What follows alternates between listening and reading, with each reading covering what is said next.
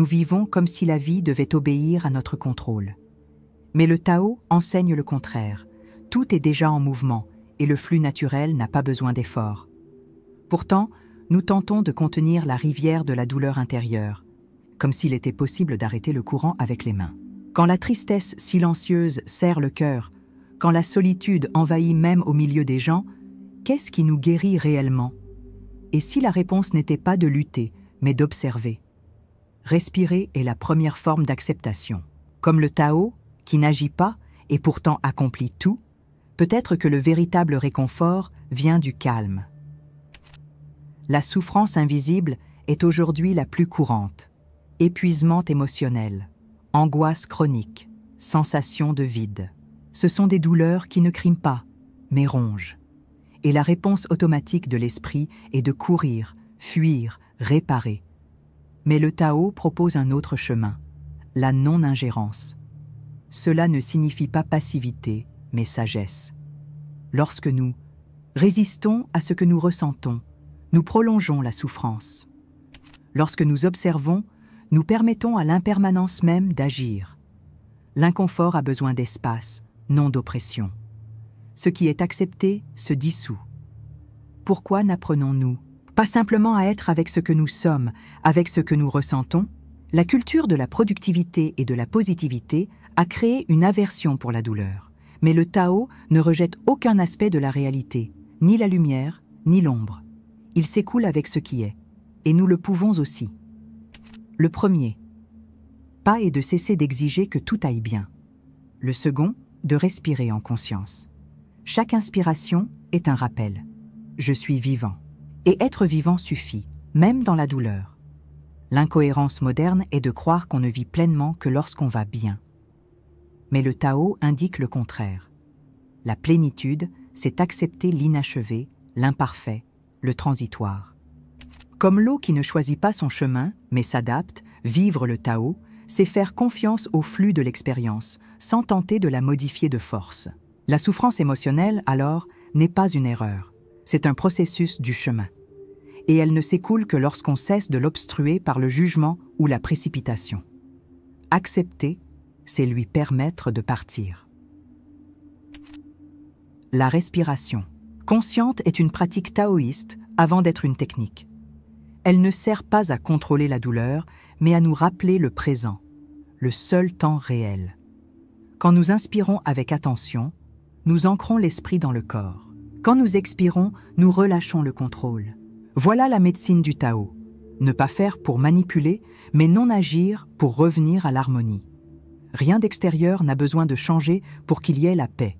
La paix n'est pas la conséquence de la fin de la douleur, elle naît de l'acceptation de la douleur comme partie du tout. Et si la guérison n'était pas un but, mais l'acte même de se permettre de sentir, respirer, observer, ne pas résister. L'âme n'a pas besoin d'être poussée de force pour guérir. Elle se réaligne d'elle-même lorsque nous laissons l'espace. De même que le Tao n'a pas besoin d'être compris pour agir, notre nature profonde sait revenir à l'équilibre. Mais pour cela, nous devons sortir du chemin. Cesser de vouloir tout contrôler. Être avec ce qui est, tel que c'est. Et respirer avec cela. Si ces idées résonnent avec quelque chose que vous ressentez, restez avec moi. Cette vidéo est une invitation à se rappeler ce que vous êtes déjà. Un être en mouvement, en retour constant vers l'équilibre naturel. Rien à corriger, rien à forcer. La respiration est le fil. L'acceptation est la clé. Le Tao est le chemin, et il est déjà en cours. Respirez, permettez. Et si cela a du sens, partagez avec quelqu'un qui en a autant besoin que vous. En 1974, en pleine guerre, le moine vietnamien Thich Nhat Hanh écrivait que la paix ne commence pas lorsque les tirs cessent, mais lorsque la respiration devient consciente. Il avait perdu des amis, vu des villages entiers réduits en ruines, et malgré cela, il enseignait la marche lente, le regard présent, le silence bienveillant. Il disait que respirer, c'est revenir chez soi. Le monde s'effondrait autour de lui, mais il insistait. Ne luttez pas contre la souffrance. Invitez-la à s'asseoir à vos côtés. Cette histoire ne parle pas de résignation, Elle parle de sagesse face à ce qui ne peut être contrôlé. Imaginez ce décor, un pays divisé, des familles dispersées, une peur constante. Mais dans un petit centre de pratique, un groupe marche lentement dans le jardin, en silence, en respirant. Chaque pas dit « Je suis ici ». Cette pratique, appelée méditation marchée, vient du zen, une branche du bouddhisme profondément entrelacée avec le taoïsme chinois. Elle ne cherche pas à fuir le monde, mais à le vivre avec un regard neuf. Thich Nhat Hanh enseignait que la souffrance ne doit pas être évitée, mais touchée avec compassion. La paix commence lorsque nous acceptons la présence de ce qui fait mal. Au plus fort de la tension, le paradoxe apparaît. Comment trouver le calme au milieu de l'horreur? La réponse ne réside pas dans le déni de la douleur, mais dans le refus de s'y identifier. La souffrance est là, mais vous n'êtes pas la souffrance.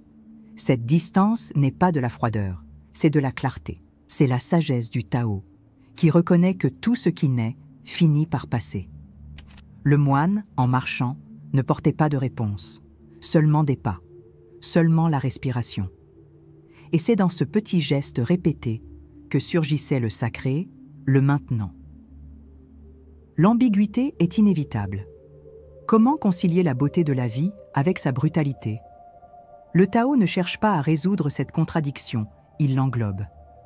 La même rivière qui nourrit peut inonder. Le même cœur qui aime souffre. La pratique n'est pas de choisir un côté, mais d'apprendre à être avec les deux. Ce que proposait Thich Nhat Hanh n'était pas un réconfort émotionnel immédiat, mais une manière d'exister avec légèreté, même au cœur de la douleur. Car lorsque nous ne forçons pas la sortie, nous permettons à la transformation d'advenir d'elle-même. Cet enseignement fait écho au principe taoïste du Wu Wei, le non-agir, qui n'est pas inaction, mais action sans effort contre la nature. En ne résistant pas, nous laissons la vie agir à travers nous. Il ne s'agit pas de s'habituer à la douleur, mais de ne pas l'aggraver par l'anxiété et le rejet. Dans l'histoire du moine, il n'y a ni héros, ni victoires épiques, il n'y a que la présence. Et c'est cela qui guérit. Une vie vécue instant après instant, pas après pas, souffle après souffle. Rien à réparer. Tout à intégrer. Peut-être que la plus grande révolution émotionnelle est celle-ci. S'asseoir avec sa propre douleur, sans jugement. Ce qui nous effraie en elle, c'est la sensation qu'elle ne finira jamais. Mais le Tao nous rappelle, tout change. La fleur s'épanouit, puis se fane. La nuit tombe et repart. Il en va de même pour nos états intérieurs. Lorsque nous acceptons que la tristesse peut être là sans être permanente, elle perd le pouvoir de nous emprisonner. Le secret n'est pas de fuir, mais de permettre. Et de respirer avec cela, comme le faisait le moine. Cette histoire ne se termine pas par une solution, mais par une invitation. Pratiquez. N'attendez pas que la paix vienne de l'extérieur. Elle naît de l'intérieur, de la rencontre avec ce que nous fuyons. Inspirez. Expirez. Marchez avec votre douleur et non contre elle. Tout comme le Tao se meut sans effort, vous pouvez aussi vivre sans lutter contre ce que vous ressentez. La guérison n'est pas une destination. C'est un retour au corps, à l'instant présent, à la vérité que le simple fait d'être en vie, même blessé, est déjà un miracle en soi. L'expérience vécue par Thich Nhat Hanh pendant la guerre du Vietnam révèle un schéma invisible présent dans presque tous les processus de souffrance humaine. L'identification à la douleur. Psychologiquement, nous confondons ce que nous ressentons avec ce que nous sommes. Mais il existe une différence fondamentale entre « je suis triste » et « je suis la tristesse ». L'esprit, lorsqu'il n'est pas entraîné, s'attache au contenu émotionnel, comme s'il s'agissait de son identité. La pratique de la respiration consciente rompt cette fusion. À la place de la réaction, un espace apparaît. C'est le premier mouvement de la guérison, la séparation entre le moi profond et l'état transitoire. En psychologie bouddhiste, cela est lié au concept d'anatta, ou non-soi. Nous sommes des processus, non des entités fixes. Les émotions surgissent, suivant leur propre logique, puis passent, si on les laisse passer. Le taoïsme, quant à lui, voit la souffrance comme faisant partie de la danse naturelle entre le yin et le yang, l'ombre et la lumière, la contraction et l'expansion. Rejeter le yin, la tristesse, le silence, le vide, c'est empêcher l'équilibre. Ce que Thich Nhat Hanh pratiquait, c'était précisément cela, l'acceptation des deux pôles sans préférence. Le Tao ne choisit pas, il embrasse le tout. Sur le plan émotionnel, l'acceptation consciente crée une contenance intérieure, non pas pour réprimer, mais pour soutenir ce qui émerge. C'est ce que la psychologie appelle la fonction maternelle intérieure, la capacité à offrir un refuge à sa propre douleur. La respiration devient alors ce refuge, stable, constante, vivante. Dans le Tao, c'est le Wu Wei en action. Permettre au corps de respirer sans interférence et faire confiance au fait que le flux de la vie sait ce qu'il fait. L'inconfort diminue non parce qu'il disparaît, mais parce que nous cessons de l'intensifier par la résistance. D'un point de vue existentiel, la souffrance émotionnelle profonde est un rappel que nous ne sommes pas le centre de l'univers. La guerre, la perte, la solitude nous confrontent à notre fragilité. Mais le Tao nous invite à voir cette fragilité non comme une faiblesse, mais comme une vérité. Tout est impermanent, tout change. Et cette vérité, qui semble d'abord effrayante, est aussi libératrice. Nous n'avons pas besoin de lutter contre ce que nous ressentons, car cela aussi passera. Ce qui demeure, selon le Tao, ce n'est pas le contenu de la vie, mais l'espace dans lequel la vie se déroule. Métaphoriquement, la souffrance est comme un nuage, dense, présent, mais impermanent. Le ciel qui le contient est le Tao, et ce ciel est notre conscience pleine. L'erreur commune est de confondre le nuage avec le ciel. Psychologiquement, c'est l'effondrement de la distinction entre l'observateur et le phénomène. Spirituellement, c'est l'oubli de notre véritable nature. Le chemin du retour ne consiste pas à faire quelque chose de la douleur, mais à se rappeler qui observe.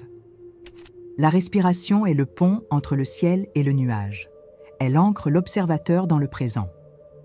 Ce principe se retrouve aussi dans l'hermétisme, où ce qui est en haut est comme ce qui est en bas.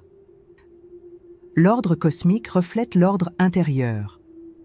Lorsque nous résistons au flux interne, nous créons de la disharmonie externe. Lorsque nous respirons avec acceptation, nous réalignons le microcosme et le macrocosme. La douleur cesse alors d'être une ennemie et devient une instructrice. Elle montre où nous tentons encore de contrôler l'incontrôlable. Le Tao nous propose une alternative. Suivre avec légèreté, permettre le processus, observer sans interférer.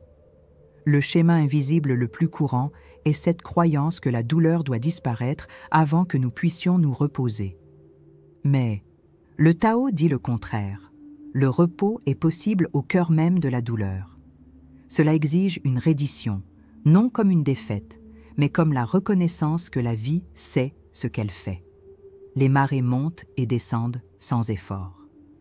Le Tao n'analyse ni ne justifie la souffrance. Il la traverse, parce qu'il sait que tout passe. La paix ne réside pas dans la victoire sur l'inconfort, mais dans le fait de ne pas le rendre plus grand qu'il ne l'est.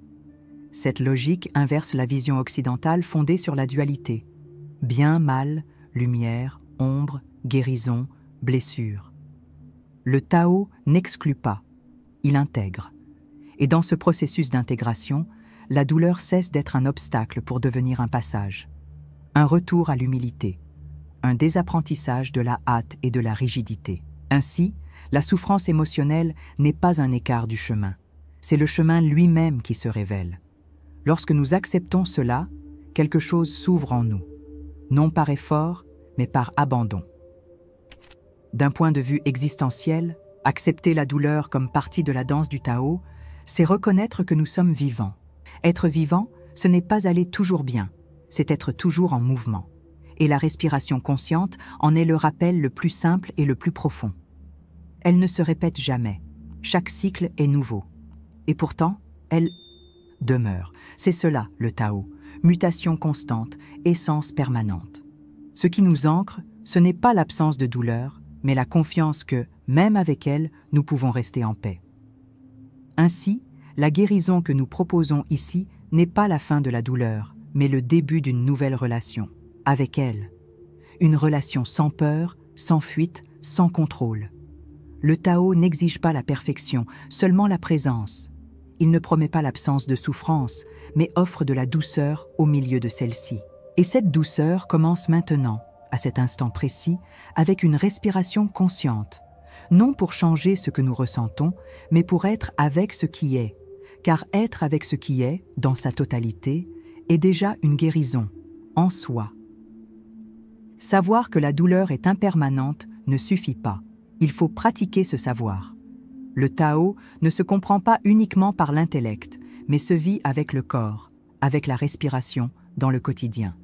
C'est pourquoi, aujourd'hui, je propose un geste simple, presque invisible, mais profondément transformateur. Un rituel d'assentiment silencieux. Chaque fois que la douleur émotionnelle surgit, angoisse, épuisement, vide, posez une main sur la poitrine et dites intérieurement « Je laisse cela être ».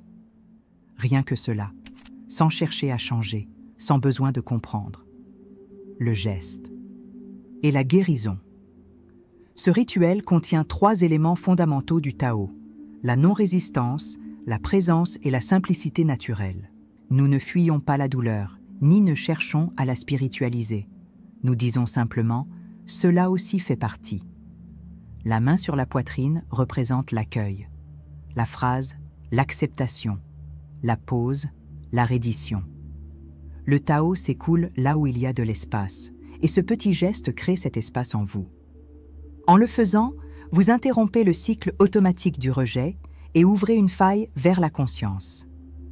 Comme ancrage symbolique, vous pouvez choisir un petit objet qui représente le Tao pour vous.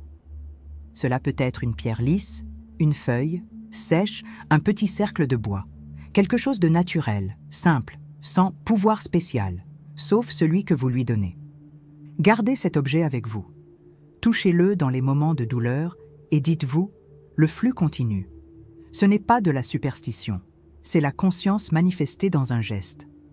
Le symbole physique nous aide à nous souvenir de ce que nous savons déjà intérieurement, mais que nous avons tendance à oublier lorsque nous souffrons. La pratique est efficace non pas parce qu'elle résout le problème, mais parce qu'elle change la manière dont nous nous y rapportons. La douleur cesse d'être une menace pour devenir une visiteuse. C'est cela, la pleine conscience dans le langage du Tao. Ce n'est pas une attention focalisée avec effort, mais une présence sans résistance. Quand vous touchez votre poitrine, respirez et permettez à ce qui est présent d'exister. Vous pratiquez le Wu Wei. Vous dites oui à maintenant, non pas comme approbation, mais comme ouverture. Et ce qui s'ouvre se transforme. L'esprit va essayer de résister. Il dira que cela ne sert à rien, que la douleur durera toujours, qu'il n'y a pas de solution. Ne luttez pas contre lui. Observez. Laissez la pensée passer, comme un nuage dans le ciel du Tao. Revenez au geste. Revenez à la respiration. Un instant d'acceptation est plus puissant que des heures d'analyse. Vous n'avez pas besoin de tout changer, seulement de ne pas vous fuir. La respiration est toujours là. Le Tao est toujours en train de s'écouler. Il suffit de nous aligner avec lui, un geste à la fois. Ce rituel est fait pour être répété, non compris. La répétition crée un chemin neurologique, mais plus encore, elle crée la confiance dans l'invisible. Plus vous pratiquez, plus votre corps apprend qu'il n'a pas besoin de paniquer face à la douleur. Vous commencerez à remarquer des synchronicités subtiles, moins de réactivité, plus de légèreté, un éclair de lucidité au milieu du chaos. Non pas parce que la vie a changé, mais parce que vous avez cessé de vous battre contre elle. Et c'est le Tao en mouvement en vous. Commencez maintenant. Fermez les yeux un instant. Posez la main sur votre poitrine. Inspirez. Expirez. Sentez la présence de ce qui est là, sans chercher à le repousser. Dites-vous, je laisse cela être. Prenez votre petit symbole, la pierre, la feuille, peu importe, et emportez-le avec vous aujourd'hui. Qu'il vous rappelle, la souffrance n'est pas l'ennemi, c'est juste une vague dans le fleuve de l'existence. et comme toute vague, elle vient et repart. Il vous suffit d'être présent pendant qu'elle passait. Rien n'a besoin d'être résolu maintenant. C'est peut-être la phrase la plus libératrice que vous entendrez aujourd'hui, et peut-être aussi la plus difficile à accepter. Mais elle résume l'esprit du Tao. La vie n'exige pas de hâte, elle exige de la présence. Quand vous cessez de vouloir à tout prix vous guérir, un espace s'ouvre. Dans cet espace, ce qui était contracté commence à bouger de lui-même, sans effort, sans direction imposée, uniquement par la nature même de l'impermanence à l'œuvre. Vous n'êtes pas immobile, vous êtes en train d'être. Le Tao n'offre pas de réponse définitive, il offre un retour. Tout ce qui a été dit jusqu'ici pointe vers cela, le retour à l'état originel, avant la tentative de contrôle, avant la lutte intérieure. Un état dans lequel la douleur peut exister sans devoir être combattue. Le symbole du Tao, moitié clair, moitié sombre, ne représente pas un équilibre fixe, mais un équilibre dynamique. Accepter la douleur comme partie du tout, c'est accepter la vie elle-même, sans mutilation, sans idéalisation. Quand vous respirez en conscience face à la souffrance, vous rompez un cycle ancestral. Le cycle de la résistance. Un geste minimal, mais transformateur. En cela, le Tao et la conscience convergent. Rien n'a besoin de changer pour que tout se transforme. Être présent est, en soi, une forme de sagesse. Et lorsque la présence devient constante, même la souffrance devient enseignante. Non parce qu'elle explique, mais parce qu'elle montre. Non parce qu'elle console, mais parce qu'elle révèle ce que nous cherchons encore à nier. Voici une question. Et si la douleur émotionnelle n'était pas une erreur à corriger, mais une partie du chemin qui ne demande qu'à être vue? Non analysée, non contrôlée, juste reconnue. L'âme ne crie pas pour être réparée. Elle appelle à l'espace, à l'écoute, au repos. Vivre le Tao, c'est offrir cet espace. Pas comme méthode, mais comme posture. Une façon d'être au monde où la résistance n'est plus nécessaire. Quand vous touchez votre propre douleur avec acceptation, vous entrez en contact avec quelque chose d'antérieur à elle. Quelque chose qui demeure, même lorsque tout vacille. Le Tao appelle cela ce qui est sans nom, ce qui soutient tous les cycles, sans s'attacher à aucun. Il ne s'agit pas de se débarrasser de la douleur. Il s'agit de ne pas s'y perdre. La respiration est votre ancre, et l'attention, votre pont entre le visible et l'essentiel. Tout est déjà en train de se produire. Vous ne faites que vous en souvenir. Après tout, comment savoir si nous sommes sur la bonne voie? Le Tao ne répond pas. Il se tait. Et dans ce silence, vous commencez à percevoir, quand il n'y a plus d'urgence, ce qui reste est ce qui compte. Non parce que c'est définitif, mais parce que c'est réel. Lorsque vous sentez que rien n'a besoin d'être dit, le Tao est là. Il respire avec vous. Il s'écoule sans effort, n'ayant pour seule preuve que ce simple fait. Vous êtes encore ici. Si ce parcours a ouvert un espace en vous, même infime, contemplez cela. Écrivez quelque chose. Observez votre journée. Commentez, si vous le souhaitez, ce qui vous a touché en profondeur. Ou gardez-le en silence, comme on plante quelque chose.